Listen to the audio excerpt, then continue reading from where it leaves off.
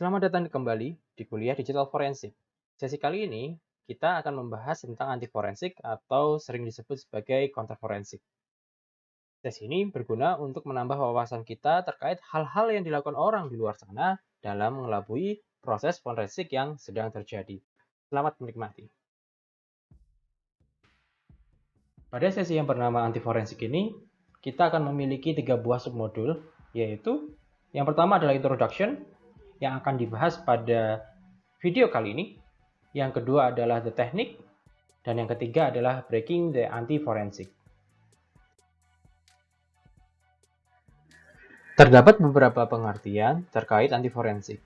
Kali ini saya akan mengutip sebuah pengertian dari Prof. Marcus K. Roger, seorang profesor dan juga seorang praktisi di Purdue University. Menurut beliau, anti forensik atau counter forensik memiliki arti usaha yang memiliki efek negatif terhadap keberadaan, jumlah, atau kualitas barang bukti di tempat kejadian perkara. Atau juga dapat berarti membuat suatu analisis dan pengujian terhadap barang bukti sulit atau tidak dapat dilakukan.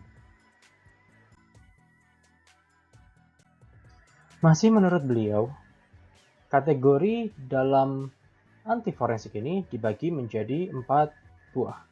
Yang pertama adalah data hiding atau penyembunyian data. Yang kedua adalah artifact wiping atau penghapusan artefak.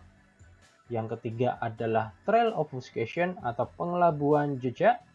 Dan yang terakhir adalah attack against computer forensic process, di mana ada orang-orang yang akan melakukan serangan terhadap proses cyber forensik tersebut, sehingga cyber forensik ini tidak dapat dilakukan.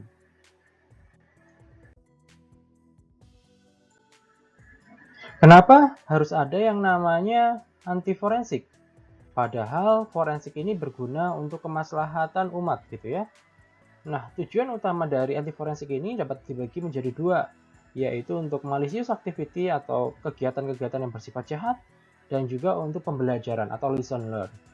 Nah, dapat dilihat bahwa tujuan pertama bersifat destruktif dan sangat berkaitan dengan kejahatan cyber, dan sedangkan di tujuan yang kedua adalah tujuan yang sangat konstruktif, yaitu mengembangkan prosedur, mengembangkan tools, ataupun mengembangkan ilmu-ilmu yang ada di dunia forensik. Nah, tujuan ini yang menjadi dasar sebenarnya kenapa anti forensik ini dibuat. Salah satu contoh dari counter forensik adalah yang dilakukan oleh William Mortanes. William Mortanes ini adalah seorang berkebangsaan Amerika dan tinggal di Florida. Dan ditangkap oleh polisi karena memiliki marijuana dan sebuah handgun. Nah, menariknya di saat penangkapan yang terjadi di Florida sana, Mortanes ini HP-nya tiba-tiba hidup dan ada tulisan gitu ya, ada pesan yang masuk bahwa tulisannya hanya OMG, they found it gitu.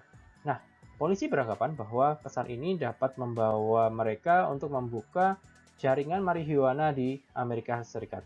Namun, dari Mortanes sendiri mengatakan bahwa, oh maaf saya lupa nih, HP ini passwordnya apa, sehingga saya tidak bisa membukakannya. Nah, karena tidak kooperatif, maka Mortanes ini dibawa ke pengadilan. Dan di dalam pengadilan, juri atau jaksa mengatakan untuk Mortanes untuk membuka HP tersebut dengan memberikan password yang semestinya diberikan untuk pihak polisi agar dapat melakukan yang namanya forensik. Namun dengan jawaban yang sama, Mortanes mengatakan bahwa dia tidak ingat passwordnya. Walaupun secara logika, ketika kita ini memiliki HP yang kita pegang sehari-hari, bahkan sebelumnya pun mungkin oleh Mortanes digunakan untuk berkomunikasi, tiba-tiba ketika ditangkap, dia lupa semuanya. Nah, karena tidak bisa membuka HP tersebut, password tersebut, sehingga akhirnya pihak kejaksaan hanya menjatuhkan hukuman kepada Mortanes ini selama 5 minggu karena kepemilikan marijuana. Dia tidak bisa dituntut atau tidak bisa hukum karena mungkin dia memiliki kaitan dengan pengedar marijuana lainnya atau apapun itu, karena orang-orang atau polisi ini tidak bisa melakukan yang namanya forensik terhadap handphone tersebut. Nah, inilah yang menjadi menarik ketika kita melakukan forensik, dan forensik ini adalah tahap-tahapannya harus dilakukan secara detail. Dengan cara anti forensik, ya inilah hasilnya, Mortanes bisa mengelabui ataupun tidak terkena tambahan hukuman.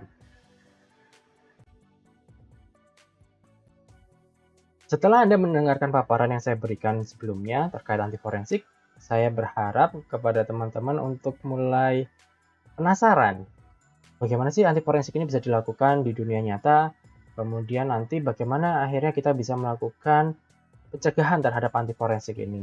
Nah, tetap saksikan kuliah ini di II 4033 Forensik Digital.